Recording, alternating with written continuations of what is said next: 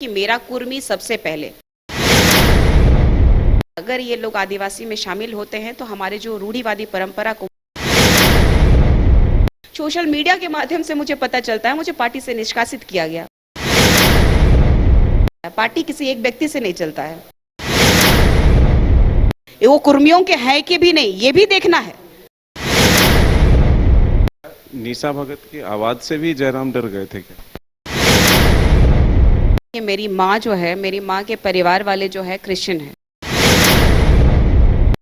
हमारे साथ बातचीत के लिए आज मौजूद हैं गुमला लोहरदगा क्षेत्र से प्रत्याशी जेएलकेएम की निशा भगत जी। आज आपको पार्टी से निष्कासित कर दिया गया, क्या अफसोस हो रहा है कि हमें ये नहीं बोलना चाहिए, या फिर लग रहा है कि नहीं, हमने जो बोला था सही है? देखिए, सबसे बड़ी बात है कि हमें जो पार्टी से निकाला गया है, इसके लिए मैं बहुत खुश हूँ।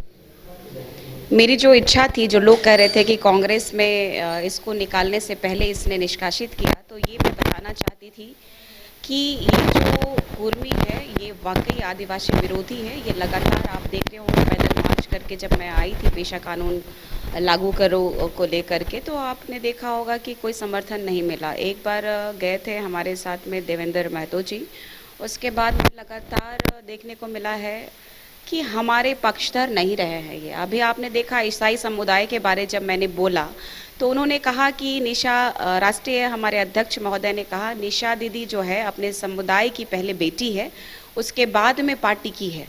तो ये दुर्भाग्य का विषय है कि अगर आपकी पार्टी अगर कुर्मी सपोर्टिव है, अगर कुर्मी के बारे में मैंने कहा, अगर आप जातिवाद अगर करेंगे पार्टी में, तो मुझे पहले से ही अंदेशा था और मुझे खुशी हो रही है कि आपने मुझे जो है 6 सालों के लिए निष्कासित किया है। अब मैं पूर्णतः अपने समाज, अपने संस्कृति के बारे में मैं बात कर सकूंगी, बेबाकी से मैं अपने बातों को, मुद्दों को उठा पाऊंगी।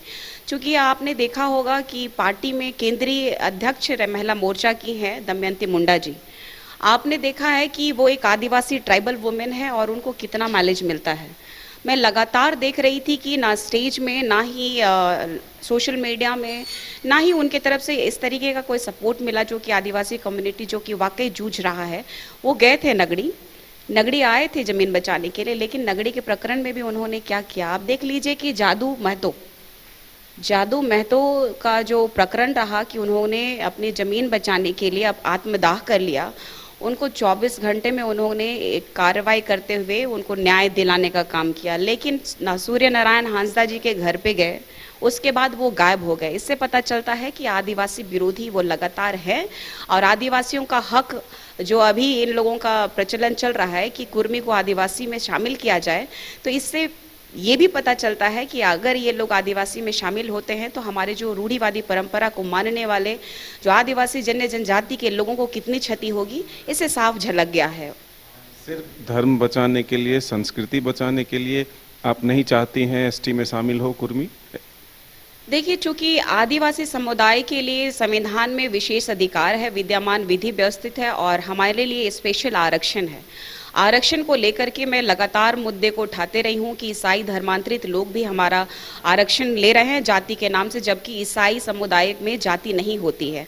और अब देख लीजिए कि ऐसा माहौल आ गया है कि कुर्मी जो है दिल्ली में जाकर के रेल टेक का कार्यक्रम करने के लिए ये लोग रवाना भी हो गए। हमारे राष्ट्रीय अध्यक्ष जयराम महतो जो थे हमारे पूर्व, तो उन्होंने हरी झंडी भी दिखाई, सपोर्ट भी किया। तो इससे साफ झलक रहा है। और जितने भी कुर्मी समुदाय के लोग लगातार मेरे सोशल मीडिया में जो लिख रहे हैं या फिर कह रहे हैं कि मेरा कुर्मी सबसे पहले, उसके बाद में जेएलकेएम, तो सबसे बड़ी बात है कि अगर उनका कुर्मी जाति और उनका धर्म सबसे पहले है तो हमारा क्यों नहीं हो सकता, मेरा क्यों नहीं हो सकता? एक लड़की हूँ, इसका मतलब मुझे किसी भी तरह से ये लोग किसी भी हद पे जा करके दबा सकता है? ये तो दुर्भाग्य का विषय है। एक तरफ पूरा देश कहता है कि बेटी का सम्मान करना चाहिए, बेटी का जो मान है उस भारत में सर्वोपरि है, देवी का रूप है, लेकिन इन लोगों की कुकृतियों से पता चलता है कि ये लोग बेटियों को सम्मान नहीं देते हैं। अब देख लीजिए पूजा महतो जी को देख लीजिए, बेबी महतो जी को देख लीजिए, क्या है इनमें, लेकिन फर्स्ट प्रायोरिटी इनको मिलती है। आपने अभी देखा होगा कि उड़ीसा भ्रमण के दौरान बेबी जी गई, बेबी महतो जी को दिया गया, लेकिन क्यों दमयंती मुंडा जी को नहीं? क्योंकि वो राष्ट्रीय अध्यक्ष है, क्यों? आदिवासी है इसलिए। लगातार आदिवासी विरोधी ये तो काम कर ही रहे हैं। आप देख लीजिए ना, अपना सोशल मीडिया में टाइगर के बारे में आप देखेंगे कि बहुत दहाड़ रहे हैं, बहुत दहाड़ रहे हैं, लेकिन परिणाम क्या हो रहा है?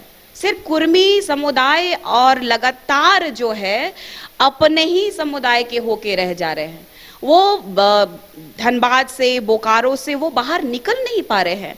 और लगातार आप देखेंगे कि 28 सीट जो हमारे आदिवासियों की आरक्षित सीट है, आदिवासियों की सीटों में थोड़ा बहुत आदिवासियों के बारे में काम हो पा रहा है, लेकिन 28 सीटों के अलावा 81 सीट जो है, तो उसमें जो गैर आदिवासी लोगों का जो सीट है उसमें आदिवासियों का हाल क्या है, आदिवासियों की वास्तुस्थिति क्या है, ये देखने को मिलेगा आपको। आप क्षेत्र जाइए, समझ में आएगा कि आदिवासियों को मारने के लिए, आदिवासियों का अस्तित्व को खत्म करने के लिए जो प्रकृति पूजक है, क्योंकि प्रकृति पूजक ही इस जंगल को बचा सकते हैं, क्योंकि 5th शेड्यूल के तहत आने वाला ये राज्य अनुसूचित जनजातियों का और मूलवासियों का है। और मूलवासी में अगर वो आते हैं तो मूलवासी रहे ना, आदिवासी बनने का क्या है? आरक्षण का लाभ, लोभ और लालच इंसान को कुछ भी करा सकता है। आगे आपका रास्ता क्या होगा? मेरा आगे का रास्ता है कि समाज के परिप्रेक्ष्य में मैं काम करूं। मैंने कई पार्टियों को देख लिया और सारी पार्टियों का यही है कि देश जब से आज़ाद हुआ है अब तक आदिवासियों की हालत बद से बदतर होते जा रही है, लेकिन इसको सुधारने के लिए सिर्फ और सिर्फ आदिवासियों का शोषण किया जा रहा है, उनको बरगलाया जाता है सिर्फ और सिर्फ राजनीति स्टंट के लिए। आदिवासियों का हितैषी यहाँ दिख रहा है क्या? आदिवासियों के हितैषी नहीं है। CNTSPT एक्ट का उल्लंघन हो रहा है।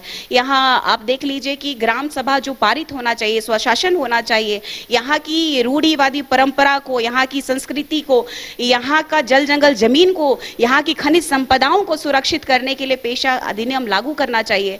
सरकार लगातार विरोध का काम कर रही है, इसीलिए मुझे पार्टी में अभी विश्वास नहीं है। मैं समाज के परिप्रेक्ष्य में काम करूंगी और हमारे समाज के लोग लगातार हमारा समर्थन कर रहे हैं और मुझे कोई दुख नहीं है।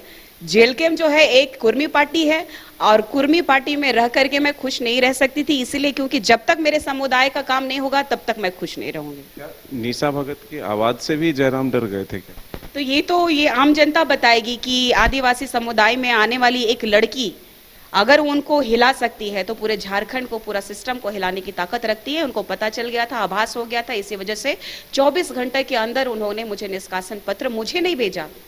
उनका डर कहा जाए या फिर भय कहा जाए, उन्होंने मुझे नहीं भेजा। सोशल मीडिया के माध्यम से मुझे पता चलता है, मुझे पार्टी से निष्कासित किया गया। आपसे कोई स्पष्टीकरण नहीं? नहीं, मुझसे कोई स्पष्टीकरण नहीं मांगा गया, मुझसे कोई किसी भी तरह का बात नहीं हुआ और किसी भी तरह का JLKM के कोई पदाधिकारी के द्वारा हमारे से संपर्क नहीं किया गया। आप बात करेंगे जयराम? मैं क्या बात करूं? जो हमारे विरोधी हैं मैं उनसे बात करना नहीं पसंद करूंगी। अगर आप चेहरा चमका रहे हैं और झारखंड में कह रहे हैं कि मेरे अलावा नेता नहीं है, मैं भी मानती थी कि 80 में एक भारी है, लेकिन जहां तक पता चल रहा है कि ये तो हमारे ही विरोधी है। जब मैंने बहुत बड़ा प्रकरण हुआ था कि ईसाई समुदाय के खिलाफ में मैंने जब बोला, उस टाइम में भी आपने देखा कि कौन सा बड़ा चेहरा आकर के सामने में उन लोगों ने बोला। चाहे आप देख लीजिए पैदल यात्रा के दौरान कौन आकर के निशा भगत का समर्थन किए। इससे साफ जग जाहिर है कि ये लोग नहीं चाहते हैं। या अपने समुदाय के अलावा किन का उन्होंने बात किया? अपने समुदाय के अलावा तो उन्होंने किसी की बात नहीं की। ना घटवार भी तो चाहते हैं कि भाई आदिवासी कम्युनिटी में प्रखरता से आए। आप देख लीजिए कि कोल तेली है, वो भी चाहते हैं कि आदिवासी में आ जाए, लेकिन दूसरे की बात कभी नहीं करे। और इन्होंने सिर्फ अपनी बात करते हैं, अपनी बात से सर्वे सर्वा वो मानना चाहते हैं कि मैं ही हूँ यहाँ पे। तो ऐसा नहीं चलता है, पार्टी किसी एक व्यक्ति से नहीं चलता है। आप अपनी पार्टी बनाएंगे? नहीं, मैंने इसके बारे में नहीं सोचा है। मैं प्रकृति पूजकों के साथ हूँ और मेरी रूढ़िवादी परंपरा, हमारी अस्मिता, जल जंगल जमीन को बचाने के लिए लगातार संघर्षरत रहूंगी। मैंने कहा है कि ना मुझे जान का डर है, ना मुझे इन जैसे जितने भी बौखला रहे हैं, कहा जाता है ना, हाथी चले बाजार कुत्ता भौंके हजार, यही सिचुएशन है यहाँ पे। आप पे भी सवाल उठ रहे हैं। कई फोटो जो है सोशल मीडिया पर वायरल हुए हैं, जिसमें आप ईसाई में जो चर्च होता है उसमें भी कोई मामा का कोई ये कार्यक्रम था बच्चे का, उसमें नजर आती हैं, आप पूजा करती हुई नजर आती हैं। तो आप किस धर्म से को मानती हैं? आप कहाँ हैं? देखिए, सबसे बड़ी बात है कि मैंने पहले भी ये बात का खुलासा किया है कि मेरी माँ जो है, मेरी माँ के परिवार वाले जो है क्रिश्चियन है। मेरे को उससे कोई प्रॉब्लम नहीं है कि आप क्रिश्चियन हैं, आप जाइए, स्वतः जाइए। हम जाते हैं, उनके सुख और दुख में भी जाते हैं, लेकिन आप कहिएगा कि वहाँ जाके प्रेयर कर रही है, कि विनती कर रही है कि वो एक ईसाई हो गई है, तो ये दुख की बात है। लोग घेरना चाह रहे हैं, जो कि इस भारत की जो सबसे बड़ी खूबसूरती है कि सर्वधर्म को मानने की बात हो रही है। तो हम तो क्रिश्चियन नहीं हुए, क्रिश्चियन में बपतिस्मा होता है, बपतिस्मा होने के बाद संस्कार के बाद उनको सर्टिफिकेट दिया जाता है, क्रिश्चियन बना जाता है। लेकिन एक समाज सेविका अगर कभी मंदिर जा रही है, कभी चर्च जा रही है, कभी गुरुद्वारे जा रही है, या तो फिर आप मज़ार भी मैं गई हूँ, क्यों नहीं ये लोग वायरल करते हैं कि कोई मज़ार जा रहा है या फिर गुरुद्वारा जा रहा है, या तो फिर मंदिर का तो हमारा फोटो भी जला था।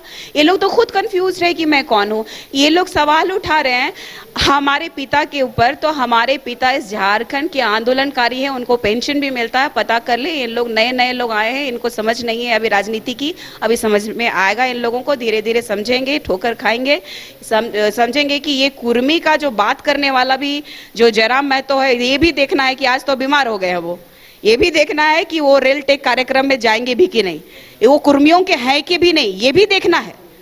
हमने तो कहा है कि कुर्मी के लिए हमेशा खड़े रहे हैं, आवाज उठाते रहे हैं, मार देने की बात की है, अधिकारियों को डंके के चोट में बात करने की बात हुई है। क्या बात करेंगे ये लोग संस्कार की या तो फिर काम की बात करेंगे? लगातार ऐसे ही मामले आए हैं हमारे सामने कि मैं पार्टी छोड़ने के बाद कांग्रेस, मैं ये नहीं तय नहीं कर पा रही थी कि इस पार्टी में मैं कहाँ पे स्थापित हूँ। इन्होंने कहा कि निशा भगत जो है हमारे समुदाय के बारे में गलत बोल रही है। आप अपने समुदाय के बारे में बोलेंगे और हम अपने समुदाय के बारे नहीं बोलेंगे, यही बात है और कोई बात नहीं है। आपको भी धर्म के नाम पर घेरने की कोशिश हो रही है, जो सोशल मीडिया पर फोटो भी वायरल हुए। जयराम महतो जी को तो ये भी नहीं पता कि मैं शादीशुदा हूँ कि नहीं हूँ। देखा आपने कि जो निष्कासन है उसमें उन्होंने श्रीमती लगा दिया है। भगवान जाने कि मैं किससे शादी की हूँ। इन्हीं को पूछिए कि मेरी शादी किन से हुई है। अगर वो जानते हैं तो उस लड़के को भी खड़ा करें। और जितनी फोटोज़ वायरल हो रही है तो उसके लिए मैं लगातार ऑनलाइन के माध्यम से केस दर्ज कर चुकी हूँ।